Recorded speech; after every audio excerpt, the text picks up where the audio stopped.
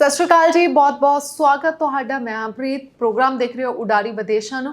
ਸੋ ਅੱਜ ਸਟੂਡੈਂਟਸ ਦੀ ਗੱਲ ਕਰਨਾ ਚਾਹਾਂਗੇ ਜਿਹੜੇ ਆਸਟ੍ਰੇਲੀਆ ਜਾਣਾ ਚਾਹੁੰਦੇ ਨੇ, ਕੈਨੇਡਾ ਜਾਣਾ ਚਾਹੁੰਦੇ ਨੇ, ਯੂਕੇ ਜਾਣਾ ਚਾਹੁੰਦੇ ਨੇ। ਪਰ ਨਾਲ ਦੀ ਨਾਲ ਮੈਂ ਗੱਲ ਕਰਾਂਗੀ ਕਿਉਂਕਿ ਜਿਹੜਾ ਸਾਡਾ ਪੰਜਾਬ ਦਾ ਸਟੂਡੈਂਟ ਹੈ ਜਿੰਨਾ ਤਤਪਰ ਹੁੰਦਾ ਕਿ ਮੈਂ ਬਾਹਰ ਜਾ ਕੇ ਸਟੱਡੀ ਕਰ ਲਾਂ, ਉੱਥੇ ਕੁਛ ਨਾ ਕੁਛ ਪ੍ਰੋਬਲਮ ਬੱਚਿਆਂ ਨੂੰ ਫੇਸ ਕਰਨੀ ਪੈਂਦੀ ਹੈ। ਪਹਿਲਾਂ ਤਾਂ ਦਿੱਕਤ ਆਉਂਦੀ ਹੈ ਕਿ ਸਾਨੂੰ ਵੀਜ਼ਾ ਮਿਲ ਜਾਏ।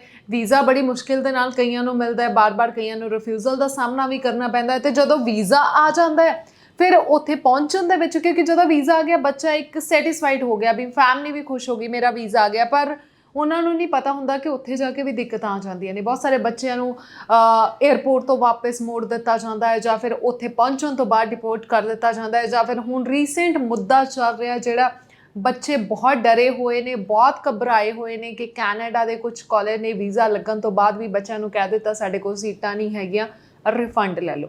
ਇਸ ਬਾਰੇ ਅਸੀਂ ਅੱਜ ਗੱਲ ਕਰਾਂਗੇ। ESS ਗਲੋਬਲ ਦੇ ਆਫਿਸ ਦੇ ਵਿੱਚ ਪਹੁੰਚੇ ਮਿਸਟਰ ਰੋਹਿਤ ਜੀ ਮੇਰੇ ਨਾਲ ਹੋਣਗੇ। ਸਵਾਗਤ ਕਰ ਲੈਂਦੇ ਹਾਂ। Hello sir, welcome to. Hello ma'am, thank you ਜੀ। ਸਾਡੇ ਨਾਲ ਜੁੜੇ ਸਾਰੇ ਦਰਸ਼ਕਾਂ ਨੂੰ ਮੇਰੇ ਵੱਲੋਂ ਤੇ ESS ਦੀ ਪੂਰੀ ਟੀਮ ਵੱਲੋਂ ਪਿਆਰ ਭਰੇ ਸਤਿ ਸ਼੍ਰੀ ਅਕਾਲ ਜੀ। ਸਰ, ਜਿਵੇਂ ਮੈਂ ਸ਼ੁਰੂਆਤ ਕੀਤੀ ਕਿਉਂਕਿ ਮੈਂ ਇੰਨੇ ਹੀ ਬੱਚਿਆਂ ਦੀ ਗੱਲ ਕਰਨਾ ਚਾਹਾਂਗੀ, ਬਹੁਤ ਘਬਰਾਏ ਹੋਏ ਨੇ ਕਿਉਂਕਿ ਇਹ ਛੋਟੀ ਤਾਦਾਦ ਨਹੀਂ ਹੈਗੀ, ਬਹੁਤ ਵੱਡੀ ਤਾਦਾਦ ਦੇ ਵਿੱਚ ਬੱਚਾ ਖੁਸ਼ ਸੀ ਮੇਰਾ ਵੀਜ਼ਾ ਆ ਗਿਆ, ਮੈਂ ਤਾਂ ਹੁਣ ਪਹੁੰਚ ਹੀ ਜਾਣਾ। ਹੁਣ ਅਚਾਨਕ ਉਹਨਾਂ ਨੂੰ ਮੇਲਸ ਆ ਗਈਆਂ ਬਈ ਇਸ ਕਾਲਜ ਨੇ ਮਨਾ ਕਰ ਦਿੱਤਾ ਹੈ। ਕੀ ਕਹੋਗੇ? ਦੇਖੋ, ਕੈਨੇਡਾ ਦੇ ਇਹ ਵਿੱਚ ਚੀਜ਼ ਪਹਿਲੀ ਵਾਰ ਨਹੀਂ ਹੋਈ। ਅੱਜ ਤੋਂ ਆਈ ਰਿਮੈਂਬਰ 12 ਜਾਂ 18 ਮਹੀਨੇ ਪਹਿਲਾਂ ਨਾਇਗਰਾ ਕਾਲਜ ਟੋਰਾਂਟੋ, ਇਹ ਉਹ ਸੈਟੇਲਾਈਟ ਕੈਂਪਸ ਹੈ ਜਿੱਥੇ ਕਿ ਓਵਰ ਸਬਸਕ੍ਰਿਪਸ਼ਨ ਆਫ ਬੱਚੇ ਹੁੰਦਾ ਹੀ ਹੁੰਦਾ ਹੈ।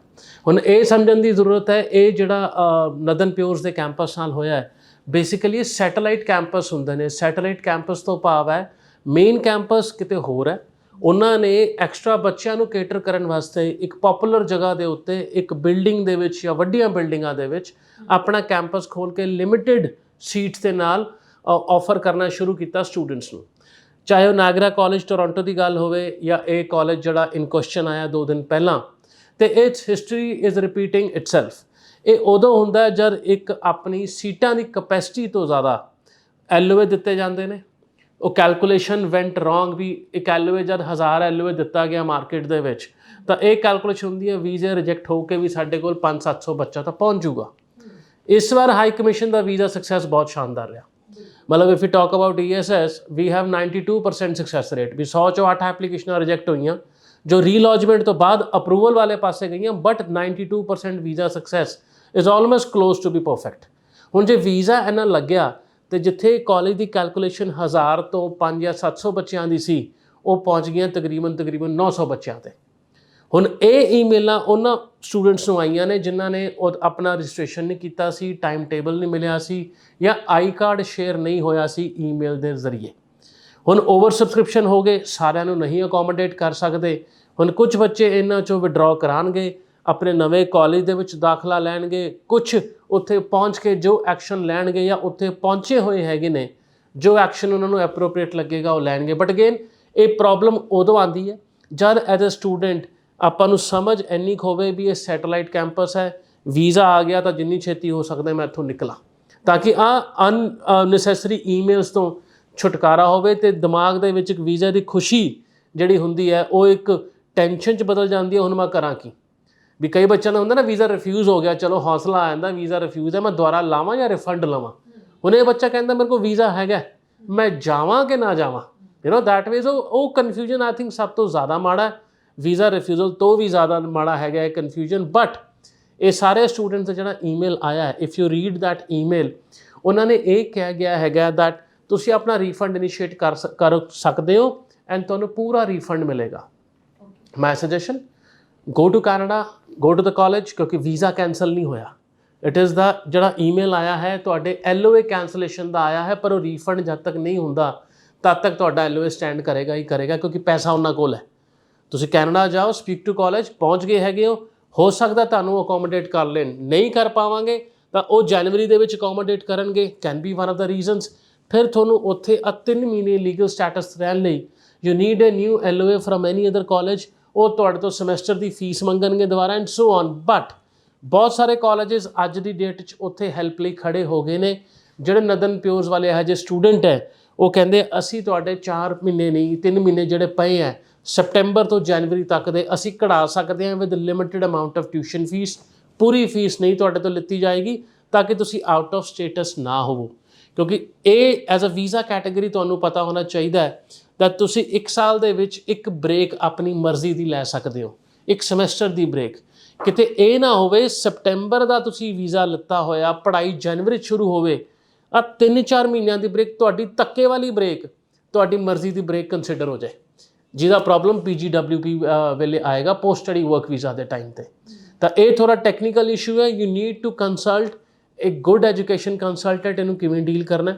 ਜੇ ਅੱਜ ਮੈਨੂੰ ਕਾਲਜ ਇਸ ਸੈਪਟੈਂਬਰ ਸੀਟ ਨਹੀਂ ਦਿੰਦਾ, ਜਨਵਰੀ ਵਿੱਚ ਦਿੰਦਾ, ਤਾਂ ਮੈਂ ਉੱਥੇ ਪਹੁੰਚ ਕੇ ਕੀ ਆਪਸ਼ਨਸ 'ਤੇ ਵਰਕਆਊਟ ਕਰ ਸਕਦੀ ਹਾਂ। ਕੀ ਮੈਂ 3 ਮਹੀਨੇ ਵਿਹਲਾ ਰਵਾਂ ਜਾਂ ਕਿਸੇ ਹੋਰ ਕਾਲਜ 'ਚ ਐਡਮਿਸ਼ਨ ਲੈ ਕੇ, ਜਿਹੜਾ ਇਹ ਮਜਬੂਰੀ ਨੂੰ ਸਮਝਦਾ ਹੋਏਗਾ ਵੀ ਓਕੇ ਬੱਚਾ ਇੱਥੇ 8 ਲੱਖ ਰੁਪਇਆ ਭਰ ਕੇ ਆਇਆ ਹੈ, ਹੁਣ ਮੈਂ ਹੋਰ 8 ਲੱਖ ਰੁਪਏ ਨਹੀਂ ਲੈ ਸਕਦਾ ਜਾਂ ਲੈਣਾ ਚਾਹੁੰਦਾ, what is the best that you can do.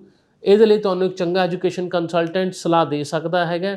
ਸਾਡੀ ਮਦਦ ਦੀ ਲੋੜ ਹੈ, ਸਾਡੇ ਕਾਲ ਸੈਂਟਰ ਨੰਬਰ ਤੇ ਕਾਲ ਕਰ ਸਕਦੇ ਹੋ any time for the options which R available with us. ਜੀ ਅੱਛਾ ਸਰ, ਤੁਸੀਂ ਕੀ ਐਡਵਾਈਸ ਕਰੋਗੇ ਕਿ ਹੁਣ ਬੱਚਾ ਜਿਹੜਾ ਤੁਸੀਂ ਕਿਹਾ ਕਿ ਉੱਥੇ ਪਹੁੰਚ ਜਾਓ, ਹਨਾ ਵੀਜ਼ਾ ਤਾਂ ਕਿਉਂਕਿ ਹੈਗਾ ਹੀ ਹੈਗਾ ਆ, ਹੁਣ ਜਿਹੜੇ ਤਾਂ ਚਲੋ ਠੀਕ ਹੈ ਆਲਰੇਡੀ ਪਹੁੰਚ ਚੁੱਕੇ, ਜਿਹੜੇ ਹਜੇ ਨਹੀਂ ਪਹੁੰਚੇ ਉਹ ਹੁਣ ਇੱਥੋਂ ਨਹੀਂ ਕਾਲਜ ਚੇਂਜ ਹੋ ਸਕਦਾ? ਮੈਮ ਸੌਰੀ ਵਿੱਚ ਕੱਟ ਰਿਹਾ ਕਿਉਂਕਿ ਕੁਐਸਚਨ ਨਾ ਬੜਾ ਹੀ ਬਹੁਤ ਵਾਰ ਕੁਛ ਬੱਚਾ ਪੁੱਛਦਾ ਐਜ਼ ਪਰ ਦਾ ਲਾਅ। ਨਹੀਂ, ਐਜ਼ ਪਰ ਦਾ ਰਿਟਨ ਲਾਅ ਜਿਹੜਾ ਪੜ੍ਹੀਏ ਵੈਬਸਾਈਟ ਦੇ ਉੱਤੇ, ਇਟ ਸੇਜ਼ ਨੋ।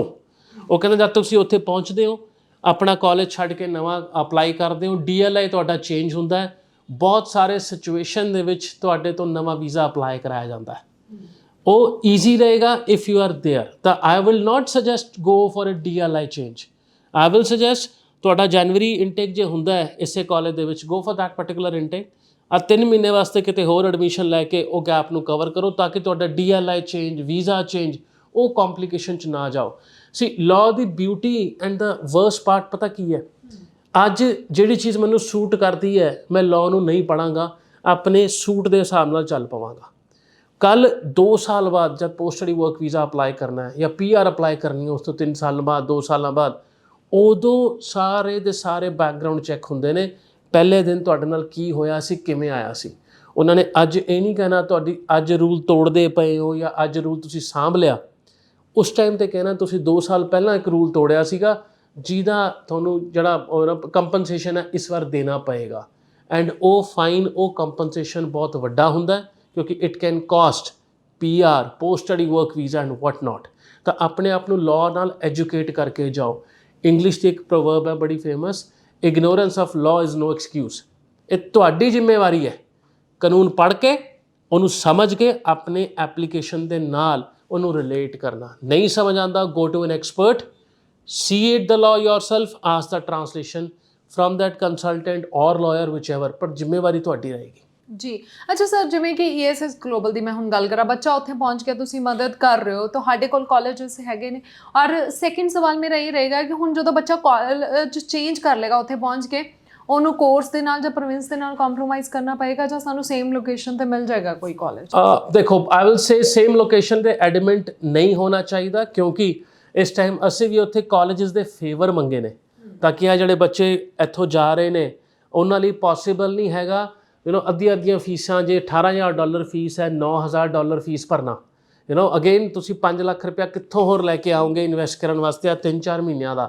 ਸੋ ਕੁਛ ਲਿਮਿਟਿਡ ਕਾਲਜ ਜੋ ਕਿ ਵੈਨਕੂਵਰ ਦੇ ਵਿੱਚ ਹੈ, ਟੋਰਾਂਟੋ ਦੇ ਵਿੱਚ ਹੈ ਐਂਡ ਇੱਕ ਅੱਧਾ ਕਾਲਜ ਅਲਬਰਟਾ ਦੇ ਵਿੱਚ ਹੈ। ਅਗੇਨ ਉਹ ਸੀਟਸ ਡਿਪੈਂਡ ਕਰਦੀਆਂ ਕਿੰਨੀਆਂ ਹੋਣਗੀਆਂ। They have agreed to give seats to the student only for $2,500, $2,500 ਦੇ ਵਿੱਚ, which is 1/4 or less than 1/4 of the fees। ਤੁਸੀਂ ਆ 3 ਮਹੀਨੇ ਜਾਂ 4 ਮਹੀਨੇ ਆਪਣੇ ਕੱਢ ਸਕਦੇ ਹੋ, ਉਸ ਤੋਂ ਬਾਅਦ ਆਪਣਾ ਨਾਰਮਲ ਰਿਜ਼ਿਊਮ ਕਰ ਸਕਦੇ ਹੋ ਪੂਰੀ ਦੀ ਪੂਰੀ ਆਪਣੀ ਵੀਜ਼ਾ ਡਿਊਰੇਸ਼ਨ ਔਰ ਸਟੱਡੀ ਪਰਮਿਟ ਦੀ ਡਿਊਰੇਸ਼ਨ। ਬਿਲਕੁਲ ਜੀ। ਸੋ ਹੁਣ ਜਿਹੜੇ ਬੱਚੇ ਦੇਖ ਰਹੇ ਨੇ ਜਿਨ੍ਹਾਂ ਦੇ ਨਾਲ ਇਦਾਂ ਦੀ ਪ੍ਰੋਬਲਮ ਆਈ ਹੈ, ਜਾਂ ਤੁਹਾਡੇ ਕੋਈ ਆਪਣੇ ਦੋਸਤ ਮਿੱਤਰ ਦੇ ਨਾਲ ਵੀ ਇਦਾਂ ਦੀ ਕੋਈ ਪ੍ਰੋਬਲਮ ਆਈ ਹੈ, ਤੁਸੀਂ ਇੱਕ ਗੁੱਡ ਐਜੂਕੇਸ਼ਨ ਕੰਸਲਟੈਂਟ ਦੇ ਨਾਲ, ਜਿਵੇਂ ਸਰ ਨੇ ਕਿਹਾ, ਉਹਨਾਂ ਦੇ ਨਾਲ ਕੰਟੈਕਟ ਕਰਨਾ। ESS ਗਲੋਬਲ ਦੇ ਨੰਬਰ ਵੀ ਫਲੈਸ਼ ਹੋ ਰਹੇ ਨੇ, ਆਫਿਸ ਦੇ ਐਡਰੈਸ ਫਲੈਸ਼ ਹੋ ਰਹੇ ਨੇ।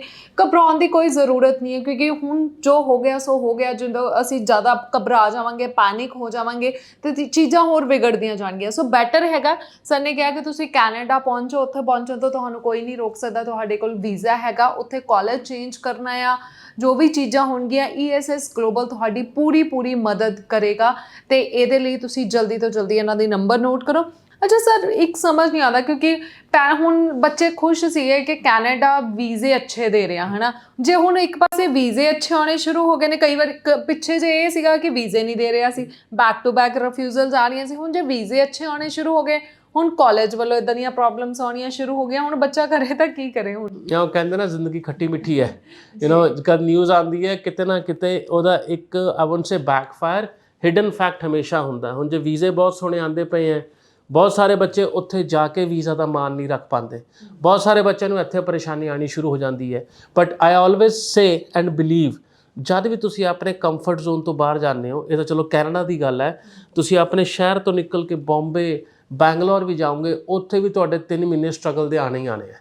ਉਹ ਤਾਂ ਆਪਾਂ ਸੇਮ ਕੰਟਰੀ ਵਿੱਚ ਹੈਗੇ ਆ, ਸ਼ਾਇਦ ਤੁਹਾਨੂੰ ਉੱਥੇ ਮਕਾਨ ਨਾ ਮਿਲੇ, ਪਹਿਲੇ 2 ਮਹੀਨੇ ਕਿਤੇ ਹੋਰ ਸਾਰਨਾ ਪਵੇ। ਸੋ ਗੈਟਿੰਗ ਯੂਜ਼ਡ ਟੂ ਇਟ ਔਰ going out of the comfort zone is the new trend of the new world. ਇੰਨਾ ਮੈਨੂੰ ਸਮਝ ਆਉਂਦੀ ਹੈ ਕੋਵਿਡ ਤੋਂ ਬਾਅਦ। ਤੁਸੀਂ ਕੁਝ ਵੀ ਚੀਜ਼ ਅੱਜ ਪੱਥਰ ਤੇ ਲਕੀਰ ਬਣ ਕੇ ਨਹੀਂ ਕਹਿ ਸਕਦੇ ਹੋ, specially in this education sector. ਫਿਰ ਚਾਹੇ ਉਹ UK ਹੋਵੇ, ਆਸਟ੍ਰੇਲੀਆ ਹੋਵੇ, ਕੈਨੇਡਾ ਹੋਵੇ, ਨਿਊਜ਼ੀਲੈਂਡ ਹੋਵੇ ਜਾਂ US ਹੋਵੇ, ਕੋਈ ਵੀ ਕੰਟਰੀ ਹੋਵੇ, education system, because the kind of volume ਜਿਹੜਾ ਅੱਜ ਬੱਚਾ ਜਾ ਰਿਹਾ ਇੱਥੋਂ, ਜੋ ਤਾਦਾਦ 'ਚ ਬੱਚਾ ਜਾ ਰਿਹਾ ਹੈ, ਇਹ ਪੂਰਾ ਅਕੋਮੋਡੇਟ ਹੋ ਹੀ ਨਹੀਂ ਸਕਦਾ। ਉਹ ਹੋਏਗਾ ਕਿਵੇਂ? ਕਿਤੇ ਨਾ ਕਿਤੇ ਖਿੱਲਰ ਕੇ ਜਾਂ ਡਿਸਪਰਸ ਹੋ ਕੇ ਅਲੱਗ-ਅਲੱਗ ਪ੍ਰੋਵਿੰਸਿਸ ਦੇ ਵਿੱਚ, ਅਲੱਗ-ਅਲੱਗ ਕਾਲਜ ਯੂਨੀਵਰਸਿਟੀਜ਼ ਦੇ ਵਿੱਚ। ਬਟ ਅਗੇਨ ਬੱਚਿਆਂ ਦਾ ਇੱਕ ਮਾਈਂਡਸੈਟ ਬੜਾ ਕਾਮਨ ਹੁੰਦਾ ਹੈ, ਮੇਰਾ ਦੋਸਤ ਮਿੱਤਰ ਇੱਥੇ ਹੈ, 4 ਬੱਚਿਆਂ ਨੇ ਅਸੀਂ ਇਕੱਠੀ ਫਾਈਲ ਲਾਈ ਹੈ, ਇੱਥੇ ਹੀ ਜਾਣਾ, ਆਪਣੇ ਆਪਣੇ ਪੈਰਾਮੀਟਰਸ ਹੈ। ਤਾਂ get used to this new system ਜਿੰਨੀ ਛੇਤੀ ਹੋ ਸਕਦਾ। ਆਪਾਂ ਆਨਲਾਈਨ ਪੜ੍ਹਾਈ ਦੇ ਵੀ ਯੂਜ਼ ਟੂ ਹੋਏ ਆ ਕੋਵਿਡ ਦੇ ਵਿੱਚ ਜਾਂ ਕੋਵਿਡ ਤੋਂ ਬਾਅਦ। ਬਹੁਤ ਸਾਰੇ ਕੈਨੇਡੀਅਨ ਇੰਸਟੀਚਿਊਟ ਨੇ ਸਾਨੂੰ ਆਨਲਾਈਨ ਪੜ੍ਹਾਇਆ ਤਕਰੀਬਨ 1 ਸਾਲ, ਉਹ ਵੀ ਆਪਾਂ ਯੂਜ਼ ਟੂ ਹੋਏ ਆ। ਐਂਡ ਉਸ ਤਰੀਕੇ ਨਾਲ ਆਪਾਂ ਪੋਸਟ ਸਟੱਡੀ ਵਰਕ ਵੀਜ਼ੇ ਤੇ PR ਲਈ ਵੀ ਐਲੀਜੀਬਿਲਿਟੀ ਬਣਾਈ ਹੈ। ਜੋ ਪ੍ਰੋਬਲਮ ਆਈ ਹੈ, ਮੈਂ ਦੁਬਾਰਾ ਕਹਿੰਦਾ, ਵੀਜ਼ੇ ਦੇ ਕੋਈ ਆਂਚ ਨਹੀਂ ਆਈ ਹੈ। It is just an email which you have got, speak to the college, what best alternate that you can do with the college and speak to a consultant ਜਿਹਦੇ ਕੋਲ ਐਕਚੁਅਲ ਲਾਅ ਦਾ ਪ੍ਰੈਕਟੀਕਲ ਐਕਸਪੀਰੀਅੰਸ ਹੋਵੇ, ਜੋ ਤੁਹਾਡੇ ਲਈ ਕੁਝ alternate ਕਰ ਸਕਦਾ ਹੋਵੇ। ਦੋਨੋਂ ਪਾਸੇ ਆਪਣੀ ਆਪਸ਼ਨਸ ਵਰਕਆਊਟ ਕਰੋ, ਦੈਨ ਡਿਸਾਈਡ ਤੁਸੀਂ ਕੀ ਕਰਨਾ ਚਾਹੁੰਦੇ ਹੋ। ਜੀ ਬਿਲਕੁਲ ਸਰ। ਅੱਛਾ, ਜਿਵੇਂ ਕਿ ਹੁਣ ਆਸਟ੍ਰੇਲੀਆ ਦੇ ਵਿੱਚ ਵੀ ਬਹੁਤ ਸਾਰੇ ਕਾਲਜਸ ਨੇ, ਜਦੋਂ ਬੈਨ ਕਰ ਦਿੱਤਾ ਸੀ ਪੰਜਾਬ ਹਰਿਆਣਾ ਸਟੂਡੈਂਟਸ ਦੇ, ਹੁਣ ਇਹ ਵਾਲਾ ਇਸ਼ੂ ਆ ਗਿਆ। ਤਾਂ ਮਤਲਬ ਕਿ ਹੁਣ ਜਿਹੜੇ ਕਾਲਜ ਨੇ, ਚਾਹੇ ਆਸਟ੍ਰੇਲੀਆ ਦੇ ਨੇ, ਚਾਹੇ ਕੈਨੇਡਾ ਦੇ ਨੇ, ਚਾਹੇ ਕਿਸੇ ਹੋਰ ਕੰਟਰੀ ਦੇ, ਕਦੀ ਵੀ ਆਪਣੀ ਪਾਲਿਸੀਜ਼ ਚੇਂਜ ਕਰ ਸਕਦੇ ਨੇ, ਇਹਦਾ ਮਤਲਬ ਤਾਂ? ਯੈਸ ਮੈਮ, ਅਨਫੋਰਚੂਨੇਟਲੀ ਯੈਸ, ਇਹਦਾ ਆਨਸਰ ਇਹੀ ਹੈ ਬੜਾ ਬਲੰਟਲੀ। ਬਟ ਉਹਦਾ ਕਾਰਨ ਕੀ ਹੈ? ਅੱਜ ਸਭ ਤੋਂ ਜ਼ਿਆਦਾ ਬੱਚਾ, ਮਤਲਬ ਪਿਛਲੇ 4 ਸਾਲਾਂ 'ਚ ਕੰਪੇਅਰ ਕਰਾਂ ਔਰ ਰਾਦਰ 5 ਸਾਲਾਂ ਦੇ ਵਿੱਚ, 2022 ਦੇ ਵਿੱਚ ਜਿੰਨਾ ਬੱਚਾ ਬਾਹਰ ਗਿਆ ਨਾ, ਪਿਛਲੇ 5 ਸਾਲਾਂ ਦਾ ਰਿਕਾਰਡ ਤੋੜਤੇ ਉਹਨੇ ਆਸਟ੍ਰੇਲੀਆ ਜਾਣ ਲਈ। ਮਤਲਬ ਐਡਾ ਬੱਚਿਆਂ ਦਾ ਵੋਲਿਊਮ ਪਲੱਸ ਵੀਜ਼ਾ ਗ੍ਰਾਂਟ ਇੰਨਾ ਜ਼ਿਆਦਾ ਰਿਹਾ। ਹੁਣ ਜਦੋਂ ਬੱਚਾ ਉੱਥੇ ਜਾਂਦਾ ਹੈ, ਉੱਥੇ ਜਿਸ ਤਰੀਕੇ ਨਾਲ ਐਕਸ਼ਨ ਕਰਦਾ ਹੈ, ਉਹਦਾ ਜਿਹੜਾ ਫਾਈਨ ਹੈ ਜਾਂ ਜੋ ਉਹਦਾ ਆਈ ਵੋਂਟ ਸੇ ਸਜ਼ਾ, ਬਟ ਜਿਹੜੀ ਪ੍ਰੋਬਲਮ ਹੈ ਉਹ ਇੱਥੋਂ ਵਾਲੇ ਬੱਚਿਆਂ ਵਾਸਤੇ ਸ਼ੁਰੂ ਹੁੰਦੀ ਹੈ, ਜਿਹੜੇ ਇੱਥੋਂ ਅਪਲਾਈ ਕਰਦੇ ਨੇ ਜਾਂ ਪ੍ਰੋਸੈਸ ਦੇ ਵਿੱਚ ਹੁੰਦੇ ਨੇ। ਤਾਂ ਕਿਤੇ ਨਾ ਕਿਤੇ ਜੋ ਉੱਥੇ ਹੋ ਰਿਹਾ ਹੈ, ਸਿੱਧਾ ਇੰਪੈਕਟ ਉਹਦਾ ਇੱਥੇ ਜਾਣ ਵਾਲੇ ਬੱਚਿਆਂ 'ਤੇ ਹੋਣਾ ਹੀ ਹੋਣਾ ਹੈ। ਪਲੱਸ ਵੋਲਿਊਮ, ਜਿਵੇਂ ਅੱਜ ਡਬਲ ਐਪਲੀਕੇਸ਼ਨ ਵੀ ਲੱਗਦਾ ਪਿਆ ਹੈ। ਤੁਹਾਡਾ ਇਨਫਰਾਸਟ੍ਰਕਚਰ ਉਹਨਾਂ ਦੇਸ਼ਾਂ ਦੇ ਵਿੱਚ ਉਹ ਬਣਿਆ ਹੀ 100 ਵਾਸਤੇ ਹੈ, ਇੱਥੇ 200 ਬੱਚੇ ਦਾ ਐਪਲੀਕੇਸ਼ਨ ਲੱਗਿਆ, 300 ਦਾ ਲੱਗਿਆ, ਤੇ ਇਨਫਰਾਸਟ੍ਰਕਚਰ ਦੇਖ ਕੇ ਉਹ ਕਿਤੇ ਨਾ ਕਿਤੇ ਇੱਥੋਂ ਹੀ ਮਨਾ ਕਰ ਦੇਣਗੇ। ਇੱਕ ਆਸਟ੍ਰੇਲੀਆ ਯੂਨੀਵਰਸਿਟੀ ਹੈ ਬੜੀ ਫੇਮਸ ਮੈਲਬਨ ਦੀ, ਉਹ ਯੂਨੀਵਰਸਿਟੀ ਵਾਲੇ ਦੇ ਵਰਡਸ ਪਤਾ ਕੀ ਸੀ? ਸਾਡੇ ਕੋਲ ਵੋਲਿਊਮ ਬਹੁਤ ਆ ਗਿਆ, ਅਸੀਂ ਕਿਵੇਂ ਕਰੀਏ ਉਹਨੂੰ, we can not say no to it, ਬਹੁਤ ਵਧੀਆ ਪ੍ਰੋਫਾਈਲ ਹੈ। ਤਾਂ ਅਸੀਂ ਉਹਨਾਂ ਨੂੰ ਯੂਨੀਵਰਸਿਟੀ ਨੇ ਇੰਟਰਵਿਊ ਦੇ ਵਿੱਚ ਫੇਲ ਕਰਨਾ ਸ਼ੁਰੂ ਕਰਤਾ। ਹੁਣ ਉਹਦਾ ਕੋਈ ਚੈਲੰਜ ਨਹੀਂ, ਉਹਦਾ ਕੋਈ ਕੁਐਸਚਨ ਨਹੀਂ, ਉਹਦਾ ਕੋਈ ਆਨਸਰ ਨਹੀਂ। ਤੁਸੀਂ ਇੱਕ ਜਵਾਬ ਦਿੱਤਾ, ਮੈਨੂੰ ਪਸੰਦ ਨਹੀਂ ਆਇਆ, that's it, you are gone. ਨਾ ਕੰਸਲਟੈਂਟ ਕੁਝ ਕਰ ਸਕਦਾ, ਨਾ ਬੱਚਾ ਕੁਝ ਕਰ ਸਕਦਾ ਹੈ, ਕਿਉਂਕਿ ਯੂਨੀਵਰਸਿਟੀ ਵਾਲਿਆਂ ਕੋਲ ਆਪਣੀ ਮਜਬੂਰੀਆਂ ਨੇ ਜਾਂ ਆਪਣੀ ਸਟ੍ਰੈਟਜੀ ਹੈ, ਕੁਝ ਵੀ ਕਹਿ ਲਓ। ਹੁਣ ਕਈ ਯੂਨੀਵਰਸਿਟੀਆਂ ਨੇ ਪੰਜਾਬ, ਹਰਿਆਣਾ ਤੇ ਕੁਝ ਜਿਹੜੇ ਸਟੇਟਸ ਹੈ ਬੰਦ ਨਹੀਂ ਕੀਤੀਆਂ, ਬਟ GT ਥਰੂ ਵੀ ਨਹੀਂ ਕੀਤੀ, ਇੰਟਰਵਿਊ ਚੜਾਤੇ।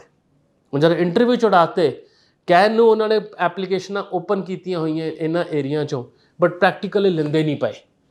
ਬਟ ਦੁਨੀਆ ਦੀ ਨਿਗਾਹ ਦੇ ਵਿੱਚ yes we are open to the whole India, ਸਾਨੂੰ ਕੋਈ ਕੰਸਰਨ ਨਹੀਂ ਹੈ, ਬਟ ਪ੍ਰੈਕਟੀਕਲੀ ਦੇਣਾ ਵੀ ਨਹੀਂ ਹੈ। ਤਾਂ ਸਟ੍ਰੈਟਜੀਜ਼, ਉਹਨਾਂ ਦੀ ਰਿਕੁਆਇਰਮੈਂਟ, ਉਹਨਾਂ ਦੇ ਇਨਫਰਾਸਟ੍ਰਕਚਰ ਦੇ style, burden and lot other factors ਉੱਤੇ ਡਿਪੈਂਡ ਕਰਦਾ ਉਹਨਾਂ ਨੇ ਕੀ ਸਟ੍ਰੈਟੇਜਾਈਜ਼ ਕੀਤਾ ਹੈਗਾ ਫॉर द ਲੋਕਲ ਮਾਰਕੀਟ।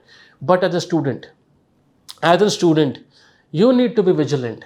ਇਹ ਤੁਹਾਡਾ ਕੰਮ ਹੈ ਵਿਜੀਲੈਂਟ ਹੋਣਾ, ਹਰੇਕ ਈਮੇਲ ਨੂੰ, ਹਰੇਕ ਮੈਸੇਜ ਨੂੰ ਕਮਿੰਗ ਅਕ੍ਰੋਸ ਫਰਮ ਦਾ ਯੂਨੀਵਰਸਿਟੀ ਚੰਗੀ ਤਰ੍ਹਾਂ ਪੜ੍ਹਨਾ, ਸੋ ਦੈਟ ਤੁਸੀਂ ਆਪਣੀ ਪ੍ਰੋਫਾਈਲ ਨਾਲ ਰਿਲੇਟ ਕਰ ਸਕੋ ਦੈਟ ਇਹ ਮੇਰੇ ਤੇ ਕਿੰਨਾ ਇੰਪੈਕਟ ਪਾਏਗੀ। ਬੜਾ ਸਿੰਪਲ ਫਾਰਮੂਲਾ ਜੀ ਅੱਜ ਦੀ ਡੇਟ ਦੇ ਵਿੱਚ। ਮੈਂ ਦੁਬਾਰਾ ਬੋਲਦਾ, ignorance of law is not N excuse. ਤੁਸੀਂ ਸਾਰਾ ਕੁਝ ਕੰਸਲਟੈਂਟ ਤੇ ਛੱਡਦੇ ਹੋ ਜੋ ਆਪਣੀ ਪੂਰੀ ਕਪੈਸਿਟੀ ਨਾਲ ਕੰਮ ਕਰਦਾ ਹੁੰਦਾ ਜਾਂ ਨਹੀਂ ਕਰਦਾ ਹੁੰਦਾ, ਵਿਚਐਵਰ ਵੇ। ਵੀਜ਼ਾ ਆ ਗਿਆ, ਏਅਰਪੋਰਟ ਤੋਂ ਵੀ ਬੰਦੇ ਵਾਪਸ ਆਉਂਦੇ ਦੇਖੇ ਨੇ, ਇੱਥੇ ਵੀ ਤੇ ਉੱਥੇ ਵੀ। ਹੁਣ ਏਅਰਪੋਰਟ ਤੋਂ ਵਾਪਸ ਆਉਣ ਦਾ ਮਕਸਦ ਕੀ ਹੈ? ਹੁਣ ਉਹਦੇ ਵਿੱਚ ਇਨ ਕੁਐਸਚਨ ਆ ਗਿਆ ਇਮੀਗ੍ਰੇਸ਼ਨ ਆਫਿਸਰ ਜਾਂ 에ਅਰਲਾਈਨ ਜਿਹਨੇ ਇੱਥੋਂ ਚੜ੍ਹਨ ਨਹੀਂ ਦਿੱਤਾ।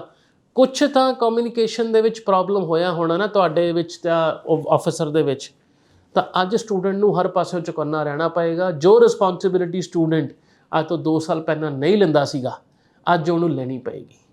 ਬੜਾ ਸਿੰਪਲ ਚੀਜ਼ ਮੈਂ ਹਰ ਇੱਕ ਪੇਰੈਂਟ ਨੂੰ ਕਹਿੰਦਾ, ਤੁਸੀਂ ਬੱਚਿਆਂ 'ਤੇ ਪੈਸਾ ਲਾ ਸਕਦੇ ਹੋ। ਐਜ਼ ਏ ਕੰਸਲਟੈਂਟ ਅਸੀਂ ਉਹਨੂੰ ਬਾਹਰ ਦਾ ਵੀਜ਼ਾ ਦਵਾ ਸਕਦੇ ਹਾਂ, ਐਡਮਿਸ਼ਨ ਦਵਾ ਸਕਦੇ ਹਾਂ। ਅਗਲੀ ਲੜਾਈ ਉਹਨੇ ਆਪ ਲੜਨੀ ਹੈ। ਉਹ ਮੈਂ ਨਹੀਂ ਲੜ ਸਕਦਾ, ਉਹ ਤੁਸੀਂ ਨਹੀਂ ਲੜ ਸਕਦੇ।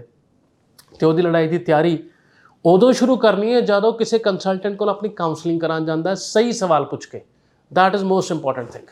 बिल्कुल जी। सो इसे करके बार बार कहने एक कंसल्टेंट सही चूज़ करना ਜਿਹੜਾ ਕਿ ਤੁਹਾਡੀ ਮਦਦ ਕਰ ਸਕੇ। ਹੁਣ ਜਿੱਦਾਂ ਇਦਾਂ ਦੀ ਪ੍ਰੋਬਲਮ ਆ ਗਈ ਹੈ, ESS ਗਲੋਬਲ ਤੁਹਾਡੀ ਮਦਦ ਕਰ ਰਿਹਾ ਤੇ ਇਹਦੇ ਵਿੱਚ ਚਾਹੇ ਸਰ ਹੁਣ ਬੱਚੇ ਜਿਹੜੇ ਇੱਕ ਤਾਂ ਚਲੋ ਤੁਹਾਡੇ ਥਰੂ ਗਏ ਨੇ ਹੈ ਨਾ, ਇੱਕ ਕਿਸੇ ਹੋਰ ਦੇ ਥਰੂ ਵੀ ਗਏ ਨੇ, ਉਹਨਾਂ ਦੀ ਮਦਦ ਵੀ ਕਰੇਗਾ ESS ਗਲੋਬਲ। ਹਾਂਜੀ ਬਿਲਕੁਲ ਜੀ, ਸੁਪਨੇ ਹਰੇਕ ਬੱਚੇ ਦੇ ਸੁਪਨੇ ਹੁੰਦੇ, ਜੋ ਮਰਜ਼ੀ ਕੰਸਲਟੈਂਟ ਉਹਨੇ ਚੁਣਿਆ ਹੋਵੇ। ਜਿਹੜੀ ਆ ਪ੍ਰੋਬਲਮ ਆਈ ਹੈ ਉਹ ਕਿਸੇ ਉਸ ਕੰਸਲਟੈਂਟ ਦੀ ਨਹੀਂ ਆਈ ਹੈ, ਸਾਰੇ ਸਟੂਡੈਂਟਸ ਦੀ ਆਈ ਹੈ ਜਿਹੜੇ ਉਸ ਕਾਲਜ ਦੇ ਵਿੱਚ ਐਨਰੋਲ ਹੋਏ ਨੇ। ਤਾਂ ਇਹ ਓਪਨ ਇਨਵੀਟੇਸ਼ਨ ਹਰੇਕ ਸਟੂਡੈਂਟ ਵਾਸਤੇ ਹੈਗਾ। You need to manage the 3-4 months। We can get you admission in any of the colleges with $2500 ਤਾਂ ਕਿ ਤੁਹਾਡਾ ਸਟੇਟਸ ਤੁਹਾਡਾ ਇੰਟੈਕਟ ਰਹੇ। ਬਿਲਕੁਲ ਜੀ। ਸੋ ਹੁਣ ਬੱਚੇ ਇਸ ਤੋਂ ਬਾਅਦ ਸਿੱਖ ਕੇ ਹੋਣਗੇ ਕਿ ਚਾਹੇ ਸਾਡਾ ਵੀਜ਼ਾ ਵੀ ਆ ਗਿਆ ਤਾਂ ਵੀ ਅਸੀਂ ਰਿਲੈਕਸ ਨਹੀਂ ਹੋ ਸਕਦੇ ਜਦੋਂ ਤੱਕ ਉੱਥੇ ਜਾ ਕੇ ਅਸੀਂ ਪੜ੍ਹਾਈ ਸ਼ੁਰੂ ਨਹੀਂ ਕਰ ਦਿੰਦੇ। ਉੱਥੇ ਜਾ ਕੇ ਵੀ ਰਿਲੈਕਸ ਨਹੀਂ ਹੋਣਾ, ਪੂਰਾ ਆਪਣਾ ਫੋਕਸ ਰੱਖਣਾ ਹੈਗਾ ਆਪਣੀ ਪੜ੍ਹਾਈ 'ਤੇ, ਕਿਉਂਕਿ ਉੱਥੇ ਜਾ ਕੇ ਵੀ ਜਦੋਂ ਬੱਚੇ ਆਪਣਾ ਫੋਕਸ ਹਿਲਾ ਦਿੰਦੇ ਨੇ ਤੇ ਫਿਰ ਵਾਪਸ ਇੰਡੀਆ ਹੀ ਆਉਂਦੇ ਨੇ, ਜਾਂ ਫਿਰ ਉੱਥੇ ਜਾ ਕੇ ਫਿਰ ਬਹੁਤ ਤਰ੍ਹਾਂ ਦੀਆਂ ਪਰੇਸ਼ਾਨੀਆਂ ਆਉਂਦੀਆਂ ਨੇ। ਸੋ ਹੁਣ ਆਈ ਹੋਪ ਜਿਹੜੇ ਬੱਚੇ ਸੁਣ ਰਹੇ ਨੇ ਜਿਨ੍ਹਾਂ ਨੂੰ ਇੱਦਾਂ ਦੀ ਪ੍ਰੋਬਲਮ ਆਈ ਹੈ, ਜੋ ਤੁਹਾਡੇ ਕਿਸੇ ਆਪਣੇ ਦੇ ਨਾਲ ਇੱਦਾਂ ਦੀ ਪ੍ਰੋਬਲਮ ਆਈ ਹੈ, ਤੁਸੀਂ ਇਸ ਨੂੰ ਵੱਧ ਤੋਂ ਵੱਧ ਸ਼ੇਅਰ ਕਰੋ। ESS ਗਲੋਬਲ ਦੇ ਨੰਬਰ ਤੁਸੀਂ ਵੱਧ ਤੋਂ ਵੱਧ ਸ਼ੇਅਰ ਕਰੋ ਤਾਂ ਕਿ ਬੱਚਿਆਂ ਦੀ ਮਦਦ ਹੋ ਸਕੇ, ਕਿਉਂਕਿ ਸਾਨੂੰ ਵੀ ਪਤਾ ਇੰਨਾ ਪੈਸਾ ਲਗਾ ਕੇ ਬੱਚੇ ਗਏ ਨੇ, ਬਹੁਤ ਪਰੇਸ਼ਾਨ ਨੇ ਇਸ ਟਾਈਮ। ਤੇ ਜ਼ਰੂਰ ਹਰ ਚੀਜ਼ ਦਾ ਕੋਈ ਨਾ ਕੋਈ ਸੋਲਿਊਸ਼ਨ ਹੁੰਦਾ। ESS ਨੇ ਸੋਲਿਊਸ਼ਨ ਕੱਢ ਵੀ ਦਿੱਤਾ ਹੈ ਤੇ ਤੁਸੀਂ ਜਲਦੀ ਤੋਂ ਜਲਦੀ ਕੰਟੈਕਟ ਕਰੋ। ਬਾਕੀ ਨੰਬਰ ਤੇ ਐਡਰੈਸ ਫਲੈਸ਼ ਹੋ ਰਹੇ ਨੇ, ਆਫਿਸ 'ਚ ਪਹੁੰਚੋ, ਜਦੋਂ ਫੇਸ ਟੂ ਫੇਸ ਮਿਲੋਗੇ ਬਹੁਤ ਸਾਰੀਆਂ ਚੀਜ਼ਾਂ ਜਿਹੜੀਆਂ ਉਹ ਕਲੀਅਰ ਹੋ ਜਾਂਦੀਆਂ ਨੇ। ਅੱਛਾ ਸਰ, ਆਸਟ੍ਰੇਲੀਆ ਦੀ ਗੱਲ ਕਰਦੇ ਹਾਂ, ਆਸਟ੍ਰੇਲੀਆ GT ਦੀ ਗੱਲ ਕਰਾਂਗੇ ਹੈ ਨਾ। GT ਨੂੰ ਹੁਣ ਬੱਚਾ ਕਿੱਦਾਂ ਕਲੀਅਰ ਕਰੇ? ਇਹ ਵੀ ਕਾਫੀ ਮੁੱਦਾ ਬਣ ਗਿਆ ਇੱਕ GT ਦਾ। ਯੈਸ, ਇਹ ਵਰਡ ਨਾ ਹਮੇਸ਼ਾ ਡਰਾਉਂਦੇ ਆਏ ਆ ਸਟੂਡੈਂਟ ਨੂੰ ਵੀ, ਮੈਂ ਤਾਂ ਅੱਜ ਕਹਾਂਗਾ ਕੰਸਲਟੈਂਟ ਨੂੰ ਵੀ ਸ਼ਾਇਦ ਕਿਸੇ ਹੱਦ ਤੱਕ, ਕਿਉਂਕਿ ਯੂ ਆਰ ਨਾਟ ਸ਼ੋਰ ਜਿਹੜੀ ਐਪਲੀਕੇਸ਼ਨ ਤੁਸੀਂ ਅੱਜ ਲੈ ਕੇ ਗਏ ਹੋ ਅੱਗੇ ਉਹ ਕਿਸ ਐਸਪੈਕਟ ਤੋਂ ਵਾਪਸ ਆਏਗੀ।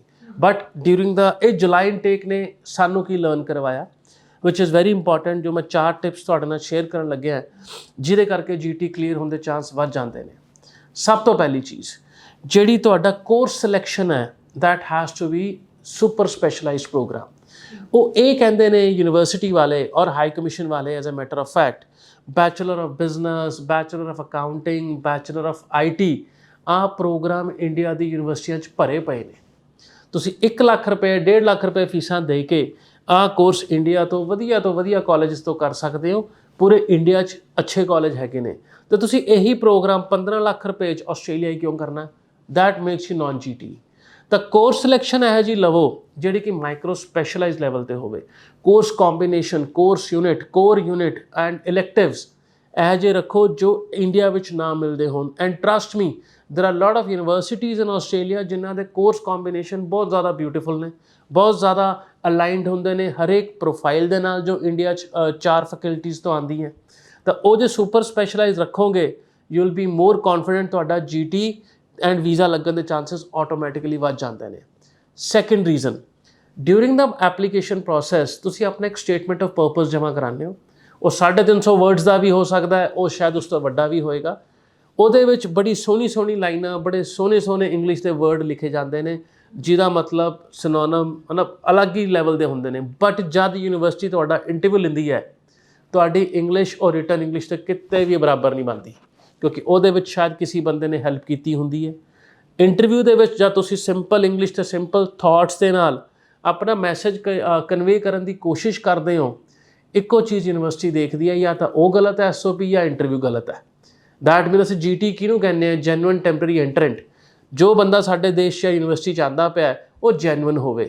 SOP ਦਾ ਕੰਟੈਂਟ ਇੱਕ ਹੈ, ਇੰਟਰਵਿਊ ਦਾ ਕੰਟੈਂਟ ਜੋ ਬੋਲਿਆ ਜਾ ਰਿਹਾ ਉਹ ਵੱਖਰਾ ਹੈ। ਤਾਂ ਮੇਕ ਸ਼ੋਰ ਉਹ ਦੋਨੋਂ ਸਿੰਕ ਦੇ ਵਿੱਚ ਹੋਣ। ਹਾਂ, we understand and university also understand written English ਦਾ ਪੈਰਾਮੀਟਰ ਸਪੋਕਨ ਇੰਗਲਿਸ਼ ਤੋਂ ਹਮੇਸ਼ਾ ਹਟ ਕੇ ਰਹਿੰਦਾ। ਤਾਂ it is not about line ਜਿਹੜੀਆਂ ਲਿਖੀਆਂ ਤੁਸੀਂ ਡਿਟੋ ਬੋਲਣੀਆਂ ਨੇ, ਪਰ ਕੌਨਟੈਕਸਟ ਤੁਹਾਡੀ ਕਨਵਰਸੇਸ਼ਨ ਦਾ ਉਹ ਸੇਮ ਹੋਣਾ ਚਾਹੀਦਾ ਜੋ ਰਿਟਨ SOP 'ਚ ਗਿਆ। ਦੈਟ ਇਜ਼ ਸੈਕਿੰਡ ਫੈਕਟਰ ਜਿਹਦੇ ਕਰਕੇ ਇਸ ਟਾਈਮ GTਆਂ ਰਿਜੈਕਟ ਹੋਈਆਂ। ਥਰਡ ਫੈਕਟਰ, ਜੋ ਤੁਸੀਂ ਡਾਕੂਮੈਂਟੇਸ਼ਨ ਦਿੱਤੇ ਨੇ they should be online verifiable by third party. Third party ਤੋਂ ਮਤਲਬ ਤੁਸੀਂ ITR ਦਿੱਤੀਆਂ, ਤੁਹਾਡਾ ਐਕਸਪੀਰੀਅੰਸ ਗਿਆ ਹੈ, ਤੁਹਾਡੇ ਐਜੂਕੇਸ਼ਨ ਡਾਕੂਮੈਂਟੇਸ਼ਨ ਗਏ ਨੇ, ਇਹ ਤੁਸੀਂ ਕਹਿੰਦੇ ਪਏ ਹੋ ਮੇਰੇ ਜੈਨੂਇਨ ਹੈ, ਯੂਨੀਵਰਸਿਟੀ ਕਹਿੰਦੀ ਮੰਨ ਲਿਆ, ਪਰ ਕੀ third party online option available ਹੈ? ਅੱਜ ਤੁਸੀਂ ਕਿਹੜੀ ਵੀ ਕੰਪਨੀ 'ਚ ਕੰਮ ਕਰਦੇ ਹੋ ਕਿ ਉਹ ਗੂਗਲ 'ਤੇ ਐਗਜ਼ਿਸਟ ਕਰਦੀ ਹੈ?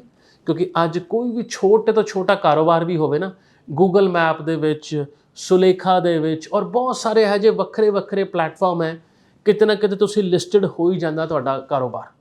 ਸਿੰਪਲ ਗੂਗਲ, ਉਸ ਤੋਂ ਬਾਅਦ ਪਿਕਚਰਸ 'ਚ ਜਾਇਆ ਜਾਂਦਾ ਹੈ, ਉਹ ਕਾਰੋਬਾਰ ਦੇ ਪਿਕਚਰਸ ਕਿਵੇਂ ਹੈ।